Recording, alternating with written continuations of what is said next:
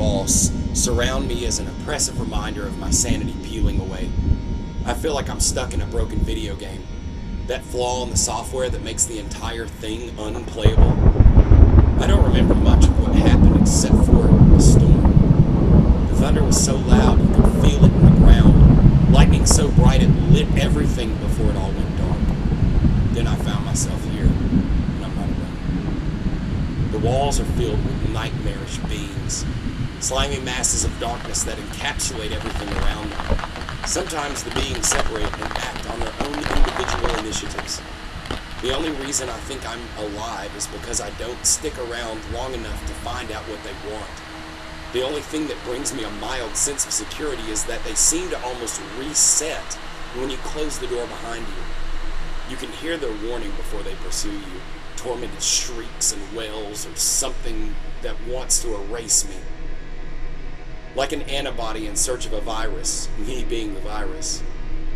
I like to refer to them as shapeless. I must search the halls again for food. No matter how many times I wake in this semi-safe room, this room is always barren of food or water. So I'm left with starving or risking an encounter with the shapeless. Before long, I choose the latter.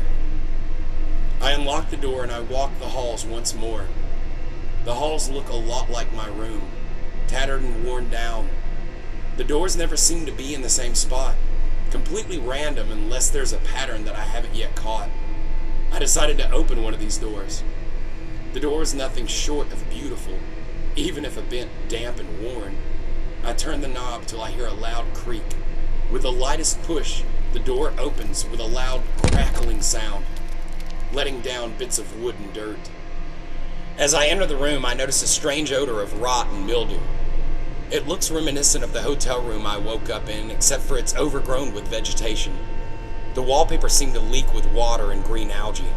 The floor is riddled with deep water puddles. I could hear what sounded like bugs, but I couldn't pinpoint where they were coming from. Distracted by the sound, I walked into a small but deep puddle that twists my ankle. The scream I let out simultaneously causes thousands of tiny circular ripples and waves throughout the puddle. I've not only found the bugs, but I now have their undivided attention. The bugs start to swarm toward me like a pile of shiny, rolling black and white marbles. I get up in a panic, limping toward the door. The pain in my ankle causes me to trip, sending me face first into the murky carpet. With the door in arm's reach, I turn the handle and crawl out, kicking the door closed behind me. A sharp pain drives me to pull my pant leg up to see that some of the bugs from the puddle were driving themselves into my skin. I grab the first one, I pull it out without too much difficulty, moving on to the second. When I try for the second, I'm forced to dig for it. It's difficult to remove due to its impossibly rounded body. Desperate for a solution, I press my fingers against the outside of the wound and apply pressure. The pain intensifies as I feel it resist against my movements. Finally, it pops out like a pimple. In hopes of it not finding another way in, I stand and I stomp the extracted bug before checking my clothes and body for more. I can hear the screams far down the hall. Shapeless. Bastards can already smell my blood. I get up and start running for the next room. I see another door in sight. As I approach the door, I grab for the handle with sweaty and bloody palms, turning it as fast as I can. The rusty handle breaks. I fling the faulty metal pieces to the ground before sprinting into the next room. The screams are getting closer. The hall is alarmingly empty, but I keep sprinting in hopes to keep those things at a safe distance behind me. I see another door. I frantically grip and turn the knob, opening the door and slamming it behind me. Relieved but exhausted, I collapse on the floor, a gasping mess. My hysteria is broken by the sound of running water in the bathroom. I notice that this room is in the best condition yet. I enter the bathroom and I wash the blood and filth from my hands before cupping some water to drink. The cool, crisp water passes my dry lips and fills me with rejuvenating bliss. I turn the water off before noticing that this room had a mini fridge. I run over like it was my birthday and I swing the door open. This is probably the first time I've seen any food aside from expired canned goods or rats I've grown accustomed to. I see a few unopened sandwiches and some tiny bottles of wine. I open the sandwich wrapper and I smell the contents. The bread smells fresh and the sliced meat has an amazingly salty, savory aroma. The lettuce isn't even wilted yet. Mouth-watering, I decide to take a bite. Incredible.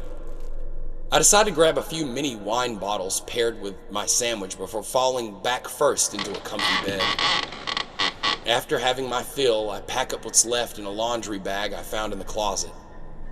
I also filled the used wine bottles with water from the tap as I start to make my way for the door. I hear the phone. I place the phone to my ear and I listen. No voice. Just static and what sounds like distant thunder. Before I pull it away, I faintly hear something, almost like the sound of the ocean. No. The sound gradually intensifies into screaming. The horrid sound is followed by black, oozing tendrils leaking out of the phone's speaker and receiver, making its way into my ear and mouth. I sling the phone against the wall, wiping my head down frantically in hopes to get the residue off. I was able to wipe away most of it, but there's still some bubbling deep within my ear canal.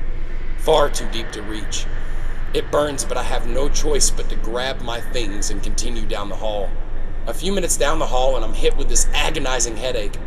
My vision starts to get blurry as this ringing in my ear intensifies. I can hear the cracks of lightning and rumbling of thunder just outside of these walls. I can see something down the hall. I can only somewhat make out the silhouette of it. It looks like a tall male figure in an overcoat. It comes closer, forcing me to turn around and start to run before seeing another. They both are closing in on me. I have to act fast. I run to the only door in sight and twist the handle. Locked. I'm forced to resort to bashing and kicking the door. Each forceful strike I make shakes the integrity of the door. They're getting closer, but still so blurry. I ram my shoulder in the door as hard as I can, blasting the door off its hinges. I fall, hitting the ground with a hard smack. A loud crack of lightning sends me up in a panic. I look behind me and the door is gone. I haven't entered a room, but a grassy field. A massive brewing storm overlooks the tall, windy green grass field with no end to be seen. If there is any way of getting things back to the way they once were, it's here. I notice a small shack in the distance. As I run for it, I hear shrieks in the sky, louder than the thunder. Lightning strikes the ground in front of me so hard it forms a large hole. From the hole spawns a horde of flying wraith-like monstrosities. Hideous humanoids with massive bat wings and long, slender arms were in place of legs. The faces were large funnels full of teeth, emitting these ear-shattering screams. As I try to run for the shed, I'm quickly overpowered when they decide to swarm me. Hundreds of arms fighting for a piece of me, tugging and twisting my limbs. I can feel my flesh being punctured by their void-like maws full of teeth. The brutal attack was interrupted by an additional lightning strike. It me all at once in fear of what's in the newly formed pit.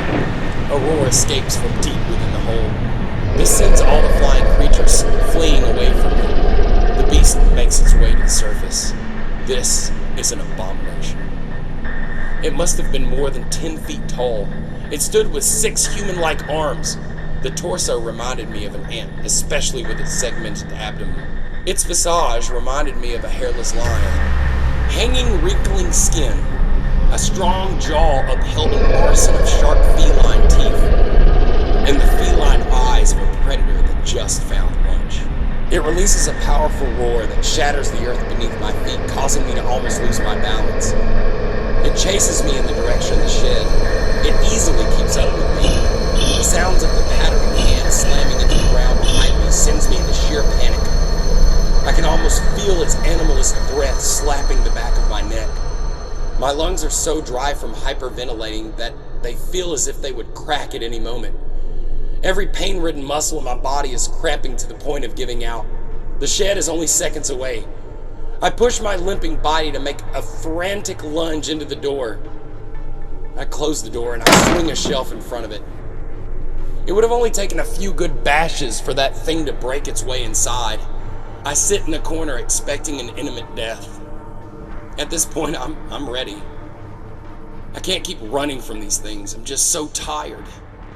I signal the dinner bell via bashing a hammer against a rusty metal toolbox. Only silence follows. What is it doing? I peek out through one of the holes of the shed to see that it's gone. In that moment, my eyes are flashed by a sudden blast. I shield my eyes, but the light still shines through my closed eyelids. The blasts grow louder and louder, till everything goes quiet. I open my eyes and I'm laying in a bed. My bed. This is my room. I can hear the beeping of medical equipment measuring my pulse. I try to talk, but my voice is intercepted by a plastic tube down my throat.